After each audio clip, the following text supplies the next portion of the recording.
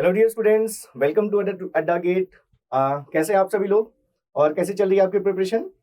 तो ईएमटी के जो हमने कॉन्सेप्ट पढ़े उनको रिकॉल करने के लिए जो हमने ये सीरीज शुरू की है जिसका नाम हमने रखा है कॉन्सेप्ट रिफ्रेशर प्रॉब्लम सीरीज, उसका ये पार्ट 2 है।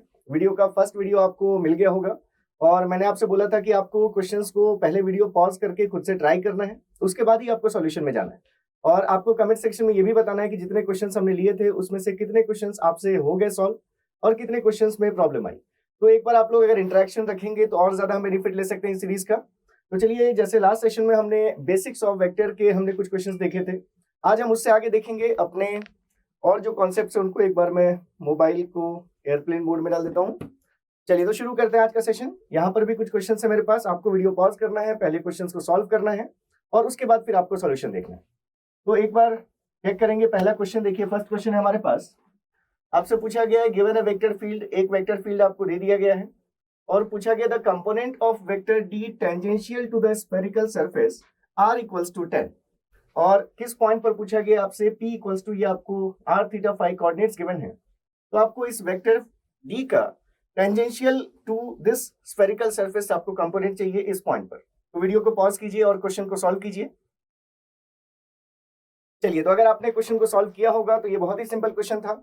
आपको यही चीजें समझनी है कि जो ईएमटी के क्वेश्चंस आते हैं वो देखने में हो सकता है कि आपको टफ लगे, लेकिन बिल्कुल इजी क्वेश्चंस हैं ये सभी चीजें। तो आपसे पूछा गया इस वेक्टर डी का टेंजेंशियल कंपोनेंट किस स्फेरिकल सरफेस के लिए, r इक्वल्स टू 10 के लिए। तो अगर हमारा कोई स्फेरिकल सरफेस है r इक्वल्स टू 10, जैसे कि जो चीजें हम पढ़ चुके हैं, अगर हम कभी स्फीयर, अगर हम किसी सरफेस के डायरेक्शन की बात करते हैं कि ये किस डायरेक्शन का सरफेस है, तो आप ये देखते हैं कि जो कोऑर्डिनेट उस सरफेस पर कांस्टेंट है वही उसका डायरेक्शन है। मतलब अगर आपसे पूछते कि इस सरफेस के नॉर्मल डायरेक्शन कौन सा है, तो इसका मतलब रेडियल डायरेक्शन में ये सरफेस है, मतलब ये आर डायरेक्शन का सरफेस आपको गिवन है। तो अगर आपको टेंजेंशियल कंपोनेंट चाहिए इस वेक्टर डी का किसी भी सरफेस के अराउंड, तो देखिए आपको ये पता है कि अगर हम टोटल वेक्टर डी देखें तो हम ओवरऑल इस वेक्टर डी को क्या लिख सकते हैं, हम ओवरऑल जो आपका वेक्टर डी है इसको हम tangential component plus normal component में ब्रेक कर सकते हैं किसी भी सरफेस के लिए। तो अगर हम जिस सरफेस की बात कर रहे हैं, अगर वो सरफेस है हमारा r equals to 10 constant, that is अगर वो r डायरेक्शन का सरफेस है, तो जो d का r कंपोनेंट होगा वो नॉर्मल कंपोनेंट होगा और उसको छोड़कर जो बचा हुआ कंपोनेंट होगा वो टेंजेंशियल कंपोनेंट होगा। यहां से आप ये देखकर कह सकते हैं कि tangential component is equals to what, जो हमारे पास ओवरऑल वेक्टर d है उसका हमें क्या लेना है, d tangential is equals to overall vector d minus जो इसका नॉर्मल कंपोनेंट है। तो अगर आप यहां से देखें तो हमें ये पता है कि जो नॉर्मल कंपोनेंट है that is what, normal component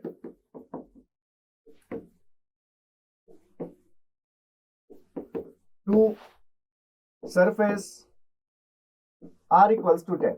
इस r इक्वल्स टू 10 कांस्टेंट के सरफेस जो नॉर्मल कंपोनेंट होगा वो क्या होगा, जो d का r कंपोनेंट है। अब ये d वेक्टर का r कंपोनेंट कितना है, वेक्टर d का r कंपोनेंट है आपका r sin थीटा ar।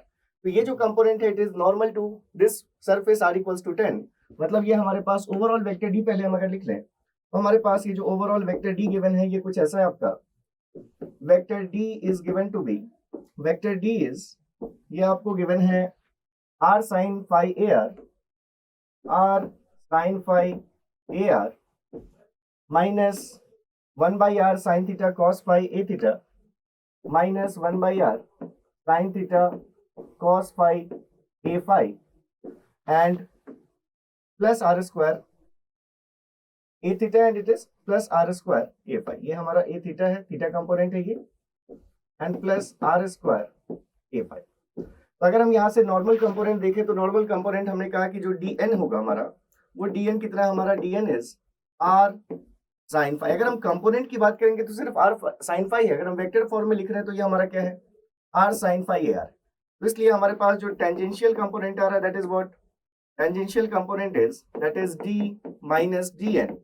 तो बस इस वैल्यू को हटा दीजिए यहाँ से, तो जो आपके पास वेक्टर बच रहा है that is minus 1 upon r sin theta cos phi a theta and plus r square a phi।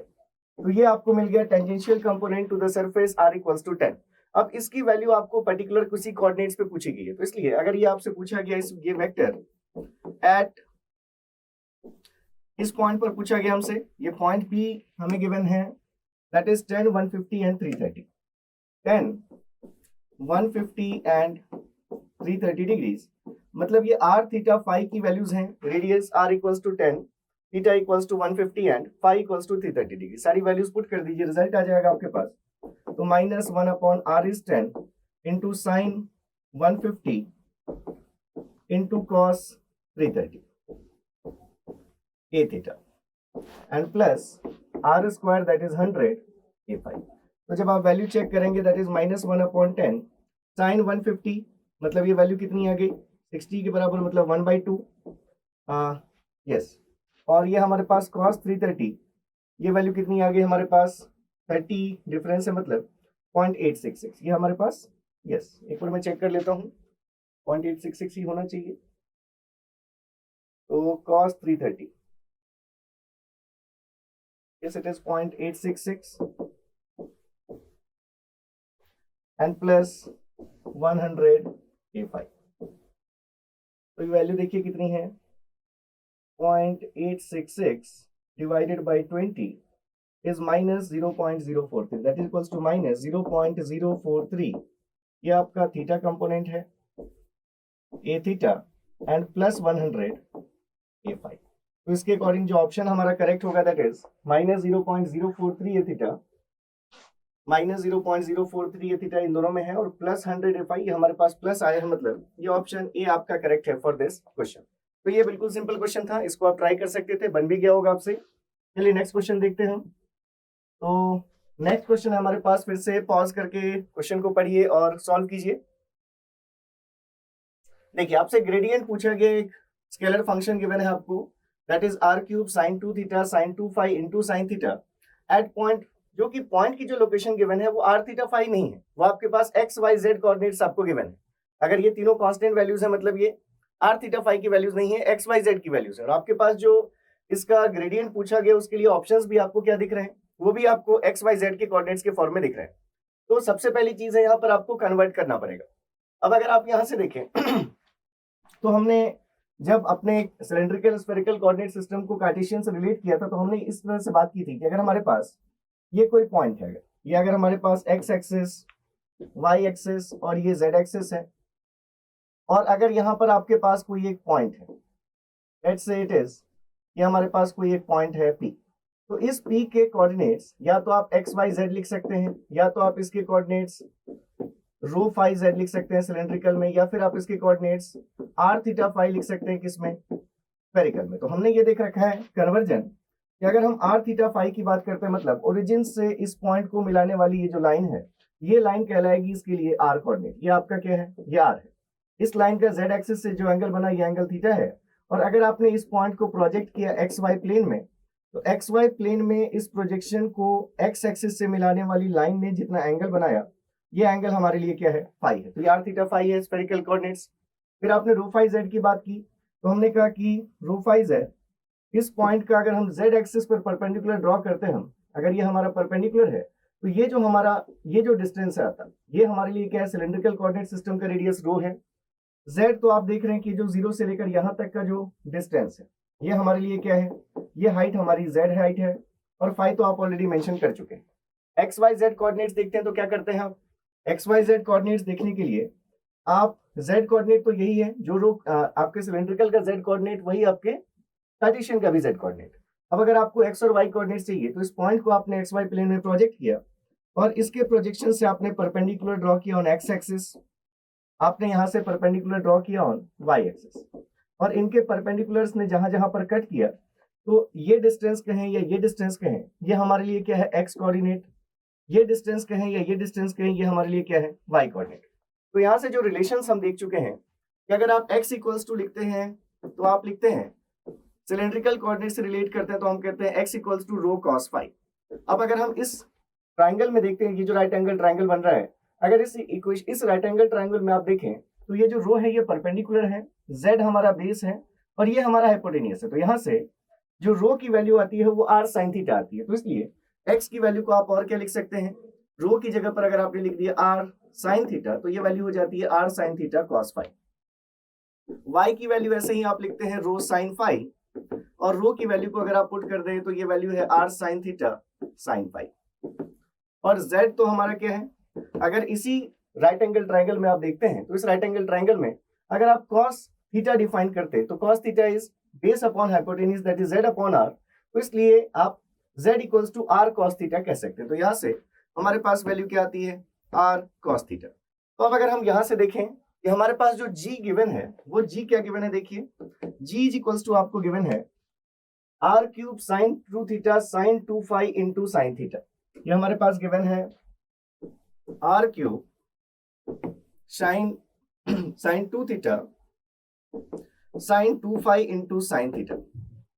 ठीक है, अब अगर हम इसको ब्रेक करें, क्योंकि हमें इस फॉर्म में चाहिए, अगर हम एक्स वाई जेड के टर्म्स में इसको लिखना चाहते हैं तो एक्स की वैल्यू होगी r sine theta cos phi, y की वैल्यू होगी r sine theta sine phi और जेड की वैल्यू होगी आर कॉस थीटा। तो अगर हमने इसको ऐसे लिख लिया that is r cube into sine 2 theta को आप लिख सकते हैं 2 sine theta cos theta, sine 2 phi को लिख सकते हैं आप 2 sine phi cos phi, and एक आपके पास और क्या है, ये है आपके पास साइन थीटा। अब अगर इसको हम अरेंज कर लें, अगर हम इसको इस फॉर्म में लिखना शुरू करें, दैट इज देखिए आपके पास ये वैल्यू आई है g इज इक्वल्स टू, ये आपके पास वैल्यू है that is r cube into आपने लिखा है 2 sine theta cos theta into 2 sine phi cos phi into sine theta, ये आपके पास g है। अब अगर इसमें से हमने इस तरह से लिखना शुरू किया, ये 2 इंटू 2 इसको हम 4 बाहर कर लेते हैं। अब एक r आप यहां से ले लीजिए और उसके साथ लिख दीजिए sine theta into cos phi, तो देखिए हमने क्या क्या ले लिया, हमने ये एक r का टर्म ले लिया, ये साइन थीटा हम ले चुके हैं और ये कॉस फाई हम ले चुके हैं। ठीक है, तो हमारे पास एक वैल्यू आ गई r sine theta cos phi, जिसको कि हम क्या लिख सकते हैं, x लिख सकते हैं।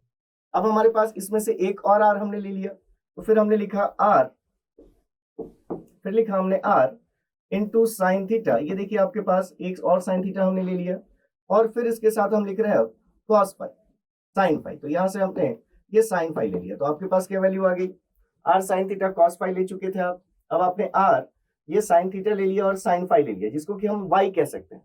अब इतनी चीजें आपने ले ली तो आपके पास क्या टर्म बच रहा है, यहाँ से कॉस थीटा बच रहा है और यहाँ से एक आर का टर्म बच रहा है, क्योंकि 2 आर आप ले चुके हैं, आर स्क्वायर आप ले चुके हैं, एक आर का टर्म और बच रहा है, तो यहाँ से हमारे पास है आर कॉस थीटा। तो अब अगर आप देखें तो इस फील्ड को हम क्या नाम दे सकते हैं, 4 into it is x, it is y and it is z. तो ये हमारे पास वैल्यू आ गई एक्स वाई जेड। तो हमारे पास जी वेक्टर जी आ गया दैट इज 4xyz। क्या पूछा गया हमसे फाइंड करने के लिए, हमसे पूछा गया इस जी का ग्रेडियंट कैलकुलेट करना। अब ग्रेडियंट के लिए जो एक्सप्रेशन है वो हम जानते हैं, ग्रेडियंट का एक्सप्रेशन क्या लिखते हैं आप, ग्रेडियंट के लिए आप लिखते हैं एक्सप्रेशन दैट इज डेल जी। अगर आपको फाइंड करना है तो इन अगर आप जो जनरल कर्वीलिनियर कोऑर्डिनेट सिस्टम में अगर आप देखते हैं तो आप ये वैल्यू लिखते हैं 1/h1 del ji upon del U A U plus 1/h2 del ji upon del V A V and plus 1/h3 del ji upon del W A W. ये सभी चीजें हम कर चुके हैं, तो यहाँ पर मैं फिर से इसको एक्सप्लेन नहीं करूँ क्योंकि सभी चीजें हमारी पड़ी हुई है। मतलब आपको यहाँ पर अगर कार्टेशियन कोऑर्डिनेट सिस्टम है तो कार्टेशियन कोऑर्डिनेट सिस्टम के लिए h1 h2 h3 तीनों 1 होते हैं, ये हमें पता है। और कार्टेशियन कोऑर्डिनेट सिस्टम अगर है तो मतलब हमारा जो u v और w कोऑर्डिनेट्स हम लिख रहे हैं वो u कोऑर्डिनेट x है, v कोऑर्डिनेट y है और w कोऑर्डिनेट z है। तो इसके अकॉर्डिंग अगर हम कार्टेशियन कोऑर्डिनेट सिस्टम के लिए डेल जी की डेफिनेशन लिखेंगे तो डेल जी की वैल्यू क्या आ जाएगी हमारे पास, del ji upon del x A x plus del ji upon del Y A Y and plus del ji upon del Z A Z. ये हमारे पास रिजल्ट आ जाएगा। तो अब अगर हम यहाँ पर इन वैल्यूज को ओपन कर दें तो ये हमारे पास रिजल्ट आया। एक बार आप इस जी को एक्स के रिस्पेक्ट में डिफरेंशिएट कीजिए, एक बार वाई के रिस्पेक्ट में और एक बार जेड के रिस्पेक्ट में। तो क्या वैल्यू आ गई, एक्स के रिस्पेक्ट में करेंगे तो वैल्यू हो जाएगी 4yz प्लस 4yz के साथ unit vector ax plus y के रिस्पेक्ट में करेंगे तो वैल्यू मिलेगी 4xz ay एंड प्लस 4, अब यहाँ z के रिस्पेक्ट में करेंगे तो xy az। तो आपके पास ये वेक्टर आ गया। आपको पता है gradient of any scalar is always a vector quantity. अब आपके पास इस वेक्टर की वैल्यू आपको एक पर्टिकुलर पॉइंट पर पूछी गई है। किस पॉइंट पर, आपको पॉइंट मेंशन्ड है 1/2 1/2 एंड 1/2। तो अगर x y z की वैल्यूज आप पुट कर देंगे तो ये आपके पास रिजल्ट आ रहा है दैट इज ये आपके पास डेल जी आपने फाइंड किया, that is 4yz plus 4xz plus 4xy, और हमें इसकी वैल्यू कहां पर चाहिए, एट p 1/2 1/2 एंड 1/2। तो अगर सारी वैल्यूज 1/2 पुट करेंगे x y z की, तो 4 into y 1/2 it is ax ay and az।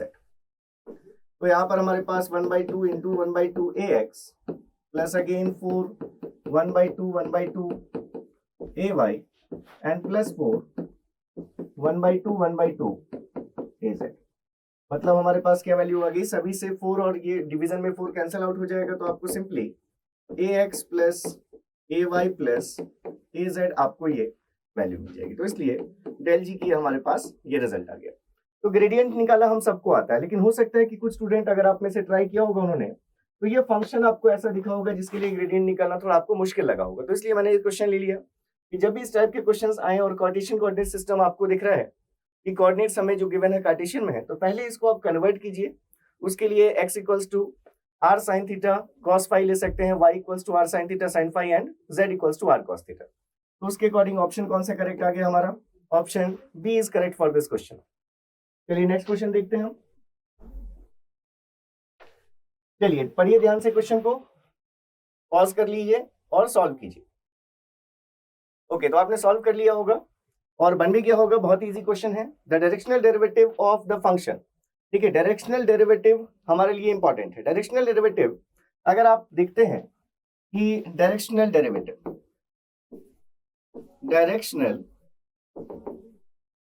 Derivative किसी एक वेक्टर का डेरिवेटिव ऑफ, यहां जैसे अगर हमारा ये तो हमारे पास कोई स्केलर फंक्शन ही गिवन है, तो मतलब अगर कभी भी आपको किसी, देखिए ग्रेडियंट पहले आप जब डिफाइन करते हैं, मतलब rate of change of any scalar with respect to various coordinates in a specified coordinate system. तो जब आप किसी स्केलर का ग्रेडियंट निकालते हैं तो एक वेक्टर क्वांटिटी आती है जो आपको बताती है कि किस डायरेक्शन में हमारा स्केलर किस रेट से चेंज हो रहा है, और जो मैक्सिमम रेट ऑफ चेंज होगा वही उस ग्रेडियंट का डायरेक्शन होता है। तो अगर आपको किसी एक पर्टिकुलर डायरेक्शन में रेट ऑफ चेंज निकालना है तो उसके लिए आप डायरेक्शनल डेरिवेटिव डिफाइन करते हैं। तो अगर आपको डिफाइन करना है डायरेक्शनल डेरिवेटिव ऑफ किसी, मान लीजिए कि हमें फाई का डिफाइन करना है इन द डायरेक्शन ऑफ किसी एक पर्टिकुलर वेक्टर के डायरेक्शन में, मान लीजिए हमने कहा कि हमें ए वेक्टर के डायरेक्शन में डायरेक्शनल डेरिवेटिव चाहिए फाई का, तो ये हम कैसे लिखते हैं, हम सबसे पहले ग्रेडियंट कैलकुलेट करते हैं फाई का, जो कि एक वेक्टर क्वांटिटी होगी, और हम इसका डॉट प्रोडक्ट लेते हैं किसके साथ, जिस डायरेक्शन में आपको डायरेक्शनल डेरिवेटिव पूछा गया उस डायरेक्शनल के यूनिट वेक्टर के साथ। तो ये हमें डेफिनेशन पता है। अब यहाँ पर जो डायरेक्शनल डेरिवेटिव पूछा गया वो इस फाई का पूछा गया। ठीक है, तो सबसे पहली चीज तो हम इस डेल फाई कैलकुलेट करेंगे, इसका ग्रेडियंट कैलकुलेट करेंगे। जिस पॉइंट पर पूछा गया वहां पर एक्स वाई जेड की वो वैल्यूज पुट कर देंगे। अब हमसे पूछा गया पॉइंट पी पर इसका डायरेक्शनल डेरिवेटिव किसके along towards the point Q. एक दूसरा कोई पॉइंट, मान लीजिए इसको हम पॉइंट ले लेते हैं Q, let's say it is point Q. तो पी से क्यू की तरफ डायरेक्टेड आपको पहले यूनिट वेक्टर कैलकुलेट करना पड़ेगा। हमने कहा कि जिस डायरेक्शन का हमें चाहिए, तो हमें पॉइंट पी पर डायरेक्शनल डेरिवेटिव चाहिए और क्यू पॉइंट के डायरेक्शन में डायरेक्टेड होना चाहिए वो। तो पहले हम क्या करेंगे, P से Q अगर हम एक डिस्टेंस वेक्टर फाइंड कर ले, मान लीजिए आपने कहा कि आपके पास पॉइंट है P, यहाँ पर अगर आपके पास पॉइंट है P और यहाँ पर अगर आपके पास पॉइंट है Q, तो आप अगर P को Q से मिलाने वाली ये लाइन ले लें, तो इस लाइन के अलोंग जो यूनिट वेक्टर होगा वो यूनिट वेक्टर आपको चाहिए। अगर हम इसको क्या लिख दें, let's say it is APQ, तो आपको ये यूनिट वेक्टर चाहिए। मतलब जो रिक्वायर्ड डायरेक्शनल डेरिवेटिव है आपका वो कैसे मिलेगा आपको, required directional derivative is equals to, पहले आपको डेल फाई लेना है, ग्रेडियंट कैलकुलेट करना है, और इसकी वैल्यू कहां पर देखनी है, एट पॉइंट पी। जिस पॉइंट पी पर आपसे पूछा गया डायरेक्शनल डेरिवेटिव, तो पहले डेल फाई की जो वैल्यू आएगी उसमें एक्स वाई जेड की जगह पर पी के जो कोऑर्डिनेट्स है वो आप पुट कर देंगे। तब जो आपको वेक्टर मिलेगा उसका आपको डॉट प्रोडक्ट लेना है किसके साथ, यूनिट वेक्टर किस डायरेक्शन में, पी से क्यू को मिलाने वाली लाइन के लॉन्ग, मतलब ए पी क्यू यूनिट वेक्टर। अब ये ए पी क्यू कैसे मिलेगा आपको, तो ये ए पी क्यू मिलेगा आपको जो आप यूनिट वेक्टर लिख रहे हैं, दैट इज अगर आप डिस्टेंस वेक्टर ये फाइंड कर ले आर पी क्यू, अगर मान लीजिए हम कहें कि ये ओरिजिन है, अगर हमें इसके कोऑर्डिनेट्स पता है, इसके कोऑर्डिनेट्स पता है, तो हम यहाँ से डिफाइन कर सकते हैं इसका पोजीशन वेक्टर जिसको हम आर पी कहेंगे। हम यहाँ से डिफाइन कर सकते हैं इस पॉइंट का पोजीशन वेक्टर जिसको हम आर क्यू कहेंगे। तो अगर हमें ये वेक्टर चाहिए, अगर हमें आर पी क्यू, ठीक है, अगर हमें ये वेक्टर चाहिए आर पी क्यू। यहाँ जो हमने लिखा है कि हम यहाँ पर जो फाइंड करने वाले हैं दैट इज हमें जो वेक्टर ए पी क्यू चाहिए, ये हमें कैसे मिलेगा? अगर हम ये डिस्टेंस वेक्टर डिफाइन कर दें आर पी क्यू और अगर उसको उसके मैग्नीट्यूड से डिवाइड कर दें तो हमें उस पी क्यू डायरेक्शन में क्या मिल जाएगा? Unit vector. ये सभी चीजें हम पढ़ चुके हैं। तो A P Q is distance vector R P Q divided by its magnitude. अब distance vector R P Q कैसे मिलेगा? तो आपको पता है जो क्यू पॉइंट का पोजीशन वेक्टर होगा माइनस जो पी पॉइंट का पोजीशन वेक्टर होगा और उसमें आप इसके मैग्नीट्यूड से डिवाइड करेंगे। R Q minus R P के मैग्नीट्यूड से आप डिवाइड करेंगे। अब आर पी और आर क्यू निकालना, ये आपको पॉइंट्स गिवन है। पी पॉइंट के कोऑर्डिनेट्स आपको गिवन है कितने? 3 -3 -3 एंड 4 -1 -1। ये आपके कोऑर्डिनेट्स हैं 3 -3 -3 एंड 4 -1 -1। तो यहां से हमारे पास क्या वैल्यू आ जाएगी? आर क्यू कितना होगा? R Q is 4ax minus ay minus az और इसमें से हम सब्ट्रैक्ट करेंगे पी पॉइंट का position vector that is 3ax minus 3ay minus 3az। तो ये हमें क्या मिलेगा? ये हमें r P Q distance vector मिलेगा। तो ये वैल्यू कितनी आगे देखिए, 4 - 3 दैट इज 1ax माइनस 1 और minus minus plus that is -1 + 3 that is +2ay and -1 again minus minus plus 3 that is 2az। तो ये हमारा आर पी क्यू वेक्टर आ गया। ये हमारा distance vector R P Q आ गया जो कि पी से क्यू की तरफ डायरेक्टेड है।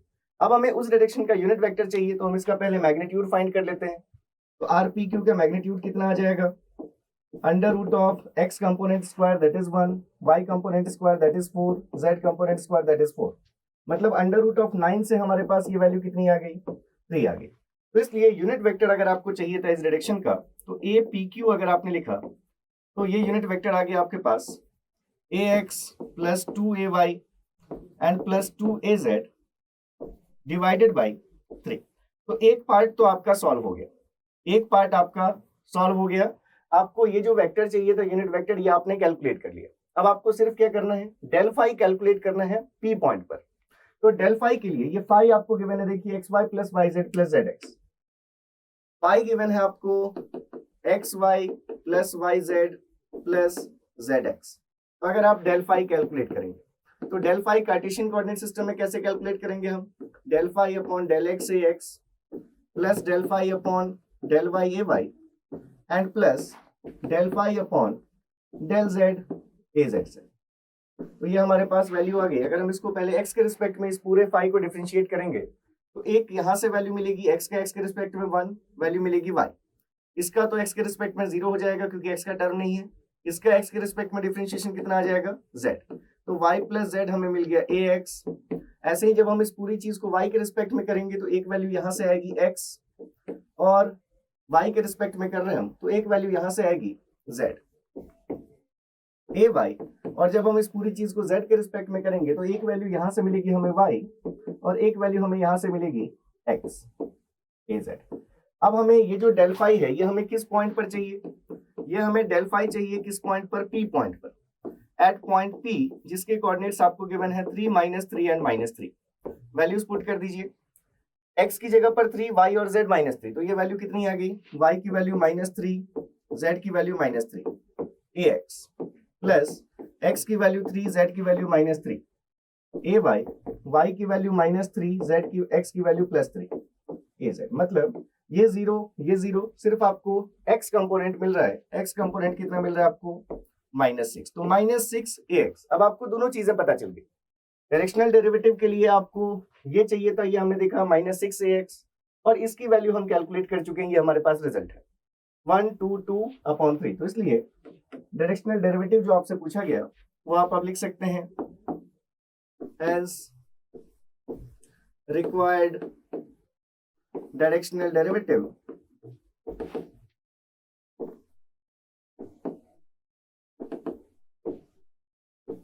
-6 ax क्या है? आपके डेल फाई की वैल्यू है, ये हम लिख चुके हैं। ये हमें कैसे मिलेगा? हमने लिखा del phi at p dot a P Q. ये हम वैल्यू फाइंड कर रहे हैं। तो डेल फाई की वैल्यू ये है, डॉट ए पी क्यू की वैल्यू है ax + 2ay + 2az और डिवाइडेड बाई 3। तो जब आप डॉट प्रोडक्ट करेंगे तो सिर्फ ax डॉट ax ही 1 होगा, बाकी ax dot ay 0, ax dot az 0। तो ये वैल्यू आ गई आपके पास -6 और डिवाइड करना है आपको किससे 3 से, तो फाइनल रिजल्ट कितना आ गया -2। तो यही आपका आंसर है। और उसके अकॉर्डिंग आप अगर देखेंगे अपने ऑप्शंस को तो ये सी ऑप्शन आपको दिख रहा है, दैट इज -2। तो ये आपका करेक्ट ऑप्शन है। तो मुझे लगता है कि आप सबने सॉल्व कर लिया होगा और आपसे सॉल्व हो भी गया होगा। चलिए चलते हैं नेक्स्ट क्वेश्चन पर। क्वेश्चन पढ़िए। चलिए, तो आपने पॉज करके सॉल्व कर लिया होगा क्वेश्चन को। देखिए यहां से पूछा गया आपसे, the angle between the normal to the surfaces x square y plus z equals to 3 and x ln of z minus y square equals to -4। इन दोनों सरफेसेस के जो नॉर्मल होंगे उनके बीच में हमें एंगल फाइंड करना है। तो देखिए, किसी सरफेस के परपेंडिकुलर डायरेक्शन का अगर आपको सरफेस चाहिए तो आप क्या करते हैं, उस गिवन सरफेस का आप ग्रेडियंट कैलकुलेट करते हैं। मतलब अगर हम इसका मान लीजिए कि हम एक सरफेस डिफाइन कर दें, लेट हमने एक सरफेस डिफाइन कर दिया, लेट से phi, that is equals to x square y plus z -3। 3 को इधर ला करके इस पूरी चीज को अगर हमने एक सरफेस के फॉर्म में डिफाइन कर दिया, x square y plus z -3, ये हमारा एक सरफेस है फाई। और मान लीजिए एक दूसरा हम सरफेस डिफाइन कर देते हैं G, that is X ln of Z minus Y square and +4। तो ये जो दो सरफेसेस हैं, अगर आप इनके नॉर्मल डायरेक्शन का सरफेस चाहेंगे तो आपको क्या करना पड़ेगा, इसके ग्रेडियंट से आपको वो चीज मिलेगी। अब आपको अगर उनके बीच का एंगल चाहिए तो ये चीज भी हम देख चुके हैं कि अगर हमें क्या चाहिए, एंगल बिटवीन नॉर्मल सरफेसेस, तो उस नॉर्मल के लिए अगर आपने कहा कि अगर हम डेल फाई कैलकुलेट करें तो हमें उसके परपेंडिकुलर डायरेक्शन का सरफेस मिलेगा। अब अगर आपको उस डायरेक्शन का यूनिट वेक्टर चाहिए तो ये तो एक वेक्टर है, अगर हम इसको इसके मैग्नीट्यूड से डिवाइड कर दें तो हमें क्या मिलेगा, उस डायरेक्शन का हमें यूनिट वेक्टर मिलेगा। तो अगर आप कभी दो वेक्टर्स के बीच का एंगल आपको फाइंड करना होता तो क्या करते हैं आप, अगर दो यूनिट वेक्टर है, मान लीजिए हम कहें कि हमारे पास एक p डायरेक्शन में यूनिट वेक्टर है और एक q डायरेक्शन में यूनिट वेक्टर है, तो AP डॉट AQ अगर हम करेंगे, अगर ये दोनों यूनिट वेक्टर्स हैं तो इसकी वैल्यू क्या होगी, magnitude of AP magnitude of AQ into cos of angle between them. अगर मान लेते हैं कि एंगल हमारा थीटा है, तो अगर ये दोनों यूनिट वेक्टर्स हैं तो इनका मैग्नीट्यूड कितना है 1। मतलब आपको डायरेक्टली कॉस थीटा की वैल्यू कैसे मिल जाएगी, कॉस थीटा मतलब angle between P and Q, ये आपको अगर चाहिए तो कॉस ऑफ एंगल मिल जाएगा अगर आप डायरेक्टली इन दोनों यूनिट वेक्टर्स का डॉट प्रोडक्ट ले लें। तो इसलिए अगर आपको दो सरफेसेस के बीच का एंगल चाहिए तो उन दोनों सरफेसेस के डायरेक्शन का यूनिट वेक्टर डिफाइन कीजिए, और अगर उन दोनों यूनिट वेक्टर्स का आप डॉट प्रोडक्ट ले लेंगे तो आपको कॉस ऑफ एंगल बिटवीन दो सरफेसेस आपको मिल जाएगा। मतलब अगर हम यहां से फाइंड कर लें del phi upon magnitude of del phi, मतलब आपने परपेंडिकुलर टू फाई डायरेक्शन का सरफेस, उस डायरेक्शन में यूनिट वेक्टर आपने फाइंड कर लिया। इसका अगर हम डॉट प्रोडक्ट किसके साथ कर दें, del ji upon magnitude of del G के साथ, तो ये हमें जो डॉट प्रोडक्ट देगा, क्योंकि ये दोनों यूनिट वेक्टर्स हैं तो ये डॉट प्रोडक्ट की वैल्यू क्या होगी, cos of angle between the normal surfaces. तो यहां से आपको ये वैल्यू मिलेगी कॉस थीटा। तो अगर हम एक बार कॉस थीटा फाइंड कर लें तो उसके बाद हम कॉस इनवर्स ले लेंगे उसका, तो हमें क्या मिल जाएगा, एंगल बिटवीन दोस वेक्टर्स मिल जाएगा। तो देखिए यहां से हमारा दो काम है, डेल फाई कैलकुलेट करना और डेल जी कैलकुलेट करना। फिर डेल फाई के मैग्नीट्यूड से डिवाइड करेंगे, डेल जी के मैग्नीट्यूड से डिवाइड करेंगे और दोनों वेक्टर्स का डॉट प्रोडक्ट ले लेंगे। तो हमारे पास जो वैल्यूज गिवन है वो क्या क्या है, हमारा जो फाई सरफेस है that is x square y plus z -3। ये हमारे पास जो फाई सरफेस गिवन है दैट इज फाई है हमारा x square y, it is x square y plus z -3, x square y plus z -3। तो यहां से जब हम डेल फाई कैलकुलेट करेंगे तो डेल फाई का भी हमने डेफिनेशन लिखा, इस पूरे फाई को एक बार एक्स के रिस्पेक्ट में डिफरेंशिएट कीजिए, उसके साथ यूनिट वेक्टर लिखिए ax, y के रिस्पेक्ट में ay, z के रिस्पेक्ट में फिर az। तो अगर हम इसको x के रिस्पेक्ट में डिफरेंशिएट करेंगे तो यहां से आपको वैल्यू क्या मिलेगी, 2xy, ax, y के रिस्पेक्ट में करेंगे तो वैल्यू 0, z के रिस्पेक्ट में करेंगे तो वैल्यू क्या मिलेगी हमें, अगर हम इसको z के रिस्पेक्ट में करेंगे तो इस z का y के रिस्पेक्ट में जब हम करेंगे तो इस टर्म का y के रिस्पेक्ट में आपको क्या मिलेगा, डिफरेंशिएशन एक्स स्क्वायर। तो क्या मिला हमें, x के रिस्पेक्ट में किया तो 2xy, उसके साथ हमने यूनिट वेक्टर लिखा है x। इस पूरी चीज को y के रिस्पेक्ट में किया तो वैल्यू मिली बस एक्स स्क्वायर, उसके साथ हमने लिखा ay, और z के रिस्पेक्ट में करेंगे तो सिर्फ ये z का डिफरेंशिएशन 1 आएगा, तो आपको 1 इंटू उसके साथ अपने यूनिट वेक्टर लिखा az। तो ये हमारे पास एक वेक्टर आ गया। अब इसके साथ हमें फिर से क्या करना है, देखिए जो आपसे बोला गया है एक पर्टिकुलर पॉइंट पर भी बोला गया है कि आपको जो डायरेक्शनल डेरिवेटिव चाहिए, जो आपको एंगल चाहिए वो एक पर्टिकुलर जहां पर इंटरसेक्शन हो रहा है वो पॉइंट ऑफ इंटरसेक्शन आपको गिवन है। तो बाद में हम ये वैल्यू भी पुट कर देंगे एक्स वाई जेड की। तो यहां से अगर आप वैल्यू फाइंड करें डेल फाई एट जिस पॉइंट पर, मान लीजिए उस पॉइंट को हम पी नाम दे देते हैं, पी की वैल्यू कितनी है हमारे पास -1 2 एंड 1, -1 2 1। तो इस पॉइंट पर हमारे डेल फाई की वैल्यू कितनी आ गई, x की वैल्यू -1 पुट करेंगे तो 2 into -1 that is -2 into 2 that is -4 ax। और ये हमारे पास जो वैल्यू आई एक्स स्क्वायर, x की वैल्यू -1 है, -1 का स्क्वायर 1 आएगा, तो प्लस ay और प्लस az। ये हमारे पास एक रिजल्ट है, ठीक है। अब देखिए यहां से ये जो हमारे पास cos थीटा की वैल्यू आएगी, जब हम ये साइन लेते हैं तो इस साइन इसकी वैल्यू चाहे पॉजिटिव आए चाहे नेगेटिव, आपको हमेशा cos थीटा जो लेना है वो पॉजिटिव ही लेना है। मतलब यहाँ पर मैं प्लस माइनस लिख देता हूँ कि अगर ये साइन नेगेटिव भी आएगा तो भी हम cos थीटा जो वैल्यू फाइंड करेंगे हम वो पॉजिटिव ही लेंगे और उसके बाद हम cos इनवर्स लेंगे। चलिए, तो ये हमारे पास वैल्यू आ गई डेल फाई। अब इस डेल फाई का अगर हम मैग्नीट्यूड देखें तो क्या होगा, अगर आप यहीं से देखें कि डेल फाई एट पी और इस पूरे का मैग्नीट्यूड, तो इसका मैग्नीट्यूड कैसे मिल जाएगा हमें, अंडर रूट एक्स कंपोनेंट का square that is 16, Y component का square that is 1, Z component का स्क्वायर दैट इज 1। मतलब ये वैल्यू कितनी आ गई, अंडर रूट ऑफ 18 आ गई। ऐसे ही आपके पास जो दूसरा सरफेस है जी, वो जी सरफेस क्या गिवन है आपको, जो सरफेस है आपका G that is given to be X ln of Z minus Y square plus 4, X ln of Z minus Y square plus 4। तो फिर से हम जब डेल जी कैलकुलेट करेंगे, मतलब हम del ji upon del x A x, del ji upon del Y A Y and plus del ji upon del Z A z calculate करेंगे। तो ये हमारे पास क्या रिजल्ट आ गया। अगर हम इस पूरी चीज को एक्स के रिस्पेक्ट में करेंगे तो यहां से हमें वैल्यू मिली ln ऑफ जेड, ठीक है, और तो कोई एक्स का कंपोनेंट नहीं है तो इसके साथ हमने लिखा ए एक्स। वाई के रिस्पेक्ट में करेंगे तो इसका डिफरेंशिएशन 0, माइनस वाई स्क्वायर का डिफरेंशिएशन आ गया 2y, ये हमने लिखा ए वाई। और z के रिस्पेक्ट में अगर करेंगे तो ln z का डिफरेंशिएशन 1 अपॉन z, तो हमें क्या वैल्यू मिलेगी, प्लस x अपॉन z। ये हमारे पास az आया। फिर से हमें ये भी कहां पर चाहिए, ये हमें डेल जी चाहिए at point p। p point के कोऑर्डिनेट्स पुट कर दीजिए -1 2 एंड 1। तो x की जगह अगर हम z की जगह 1 पुट करेंगे तो ln ऑफ 1 की वैल्यू 0। जब हम y की जगह पुट करेंगे कितनी वैल्यू 2, तो ये -2 इंटू 2 मतलब हमें क्या वैल्यू मिलेगी, -4 ay। x की जगह आपने पुट किया -1 और z की जगह पुट किया 1, तो ये वैल्यू आपको मिलेगी -az, ठीक है। ये अब अगर आप इसका मैग्नीट्यूड देखेंगे, मैग्नीट्यूड ऑफ डेल जी, तो ये वैल्यू कितनी आ गई हमारे पास, under root of 16 plus 1 that is under root of 17। ये हमारे पास वैल्यू आ गई। तो आपको सारी चीजें मिल गई, डेल फाई मिल गया एट पॉइंट पी, ये आपका डेल फाई है, उसका मैग्नीट्यूड मिल गया। ऐसे ही आपको डेल जी मिल गया है और उसका मैग्नीट्यूड भी मिल गया। तो आपको इन दोनों का डॉट प्रोडक्ट लेना है और उससे आपका कॉस थीटा डिफाइंड होगा। तो हमने लिखा cos theta equals to, cos theta is equals to plus minus sine हम ले लेते हैं कि अगर हमारी वैल्यू नेगेटिव आएगी तो भी हम उसको पॉजिटिव लेकर ही cos थीटा से थीटा फाइंड करना है।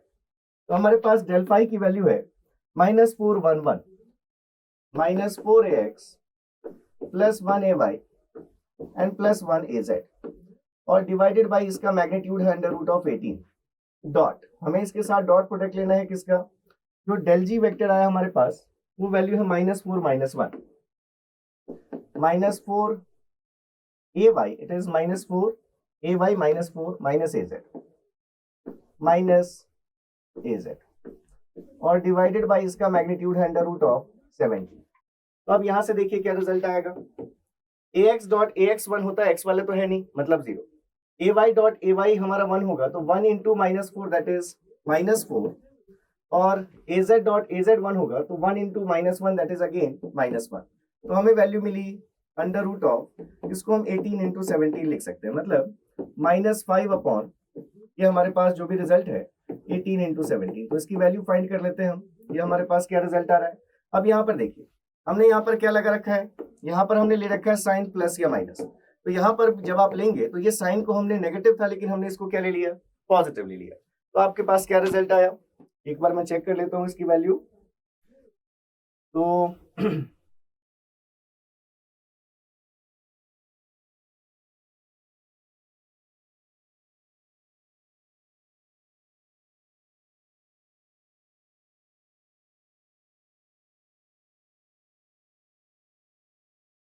it is 0.2858, it is 0.2858, इसको हम नियरली 0.286 ले लेते हैं। तो अगर cos थीटा की वैल्यू है 0.286, तो therefore theta is equals to क्या आ जाएगी वैल्यू, cos इनवर्स ऑफ 0.286। तो ये वैल्यू कितनी आ रही है, तो अगर हम cos इनवर्स देखें इसका, तो it is 73.39 degrees, it is 73.39 degrees. तो यही हमारा आंसर होना चाहिए, और इसके अकॉर्डिंग हम अपने ऑप्शंस को चेक कर लेते हैं। तो 73.4 डिग्रीज हमें ए ऑप्शन में ही दिख रहा है, तो इसलिए हमारा ऑप्शन कौन सा करेक्ट है, इस पर्टिकुलर क्वेश्चन के लिए हमारा ऑप्शन ए करेक्ट है। ठीक है, तो चलिए नेक्स्ट अगर आप देखें क्वेश्चन, एक्चुअली हमारे पास टाइम इस स्टूडियो में आज कम है, तो चलिए मैं एक क्वेश्चन और बस कर्ल के लिए करवा देता हूं आपका।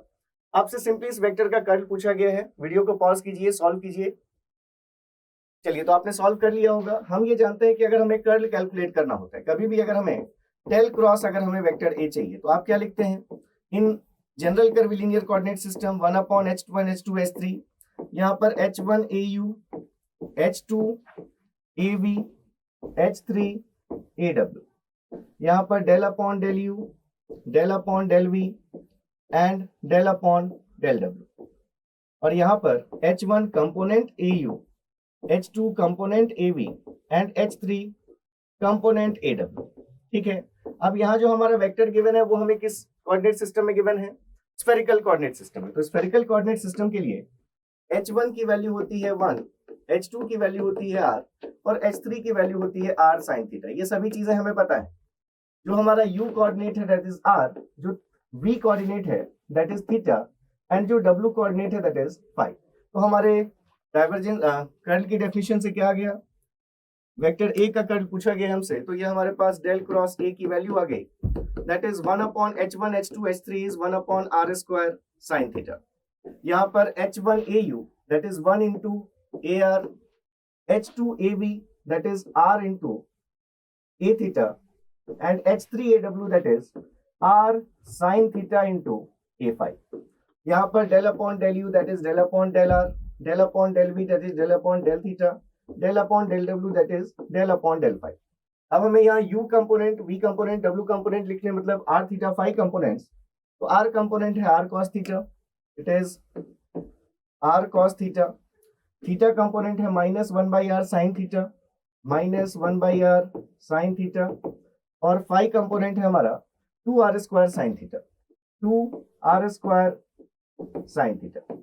तो अगर आप इसकी वैल्यू फाइंड करेंगे that is 1/r square sin theta into r component के लिए देखेंगे तो इसको हटा दीजिए, इसको हटा दीजिए, मतलब ar के साथ जो आएगा आपका कोफिशिएंट वो क्या आएगा, थीटा के रिस्पेक्ट में इसका डिफरेंशिएशन। तो 2r स्क्वायर कांस्टेंट है, sin थीटा का डिफरेंशिएशन cos थीटा, तो 2r square cos theta minus phi के रिस्पेक्ट में इसका पार्शियल डिफरेंशिएशन, इसमें फाई का टर्म नहीं है इसलिए वैल्यू कितनी, 0, माइनस साइन के साथ आप अगला लेंगे r a थीटा, इसके साथ क्या क्या कोफिशिएंट्स आएंगे, इस कॉलम को हटा दीजिए, इस रो को हटा दीजिए, तो r के रिस्पेक्ट में इसका differentiation that will be 4r sin theta, it will be 4r sin theta minus, अब आपने इसको हटा रखा मतलब फाई के रिस्पेक्ट में r cos थीटा का डिफरेंशिएशन, फिर से वैल्यू कितनी, 0, प्लस r sin थीटा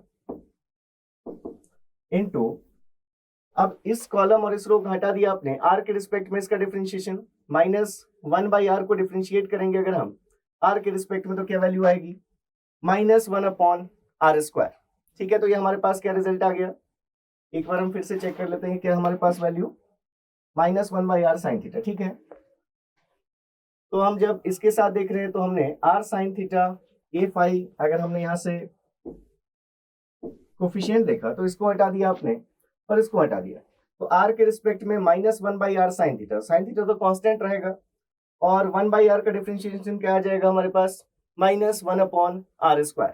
तो माइनस और माइनस साइन प्लस, ये आपके पास क्या वैल्यू आ जाएगी, साइन थीटा अपॉन r²। और जब आप थीटा के रिस्पेक्ट में इसका करेंगे तो r तो कांस्टेंट है, cos थीटा का डिफरेंशिएशन क्या आ जाएगा, माइनस साइन थीटा। तो यहां से क्या वैल्यू आ जाएगी, माइनस r साइन थीटा। अब वो माइनस आता और बीच में भी एक नेगेटिव साइन होता तो ये वैल्यू क्या हो जाएगी, प्लस हो जाएगी। अब इस पूरी चीज को आपको डिवाइड करना है किससे, 1/r² साइन थीटा से। तो ये 2r² cos थीटा है। अगर आप इसको डिवाइड करेंगे 1/r² साइन थीटा से, एक बार हम चेक कर लेते हैं, ये थीटा के रिस्पेक्ट में अगर हमने किया तो ये cos थीटा, ठीक है। तो ये आपके पास r² कैंसिल आउट हो जाएगी वैल्यू, और क्या रिजल्ट मिलेगा हमें, r² cancelled, then it is 2 cos theta upon sine theta. It is, एक बार हम चेक कर लेते हैं, it is what, 1/h1 h2 h3 h1 au h2 av h3 aw। अच्छा, यहां पर हमने क्या किया, देखिए यहां पर हमने सिर्फ r थीटा फाई कोफिशिएंट्स ले लिए। देखिए यहां पर हमने क्या मिस्टेक की है, यहां पर भी हमें क्या लेना है, हमें यहां पर भी क्या लेना है, h1 इंटू कंपोनेंट au। तो ये कंपोनेंट au है, इसको h1 मतलब 1 से मल्टीप्लाई किया, ये ठीक है। अब ये h2 इंटू कंपोनेंट av जब आप लेंगे तो r से मल्टीप्लाई करेंगे इस चीज को, r इंटू 1 माइनस 1/r, मतलब ये सिर्फ क्या बचेगा आपके पास, ये सिर्फ माइनस साइन थीटा बचेगा। जब हम r से मल्टीप्लाई करेंगे माइनस 1/r साइन थीटा को, तो यहाँ सिर्फ माइनस साइन थीटा बचेगा।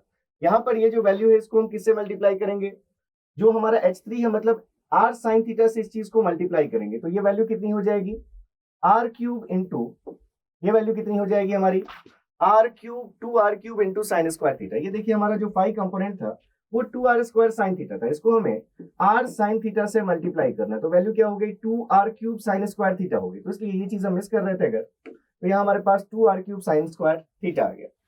तो अब अगर आप देखें तो ये हमारे पास वैल्यू है, हम अगर ar का कोफिशिएंट देख रहे हैं तो इसको हटाया आपने, इसको हटाया, थीटा के रिस्पेक्ट में डिफरेंशिएट किया अगर, तो 2r³ into sine square theta का differentiation 2r³ into 2 sine theta into sine theta को थीटा के रिस्पेक्ट में किया तो क्या आएगी value, cos theta, minus pi के रिस्पेक्ट में माइनस साइन थीटा का differentiation 0 minus r a theta.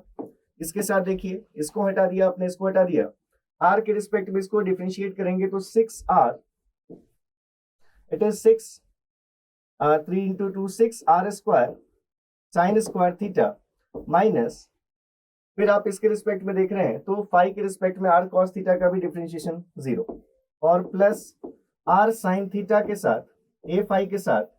अब आपका जो कोफिशिएंट मिलेगा, इसको हटा दिया आपने, इसको हटा दिया, तो r के रिस्पेक्ट में साइन थीटा का डिफरेंशिएशन 0, r के रिस्पेक्ट में साइन थीटा का डिफरेंशिएशन 0, माइनस थीटा के रिस्पेक्ट में r cos थीटा का डिफरेंशिएशन, r तो कांस्टेंट रहेगा और cos थीटा का डिफरेंशिएशन माइनस साइन थीटा, तो माइनस साइन और ये माइनस साइन प्लस, आपको यहाँ पर वैल्यू क्या मिलेगी, r साइन थीटा। तो अब हमारे पास जो वैल्यू है फाइनली वो देखिए क्या आ रही है, दैट इज, ये हमारे पास वैल्यू है 1 अपॉन, ये हमारी value 2 into 2 4r³ sine theta cos theta divided bye ये वैल्यू r² साइन थीटा, ये हमारा r कंपोनेंट मिल रहा है हमें, minus it is 6r³ sign square theta divided bye ये आपके पास r² साइन थीटा है, r² साइन थीटा, और ये आपका थीटा कंपोनेंट है, और प्लस ये वैल्यू है आपके पास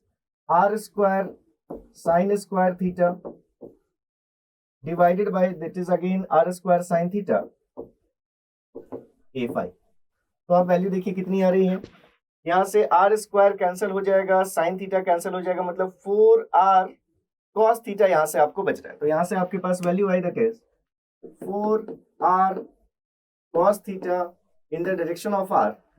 नेक्स्ट वैल्यू देखिए, r² कैंसिल हो जाएगा, एक r का टर्म बचेगा तो 6r, और एक साइन थीटा कैंसिल हो जाएगा तो एक साइन थीटा भी बचेगा, मतलब 6r sine theta minus 6r sign theta a theta, और नेक्स्ट वैल्यू क्या है, r² कैंसिल आउट हो गया, साइन थीटा कैंसिल आउट हो गया, मतलब सिर्फ साइन थीटा a फाई, तो ये हमारे पास plus sine theta a phi. तो इसके अकॉर्डिंग जो ऑप्शन है आपका वो कौन सा करेक्ट है, चेक कर लीजिए, इसके according option 4r cos theta minus 6r sin theta and plus sin theta मतलब ऑप्शन सी आपका करेक्ट है। तो चलिए आज के सेशन में इतना ही। आपने प्रैक्टिस किया होगा, मुझे लगता है कि आपसे क्वेश्चन सॉल्व भी हो गए होंगे। तो मिलेंगे फिर अगले सेशन में, तब तक के लिए आप कमेंट जरूर कीजिएगा वीडियो में।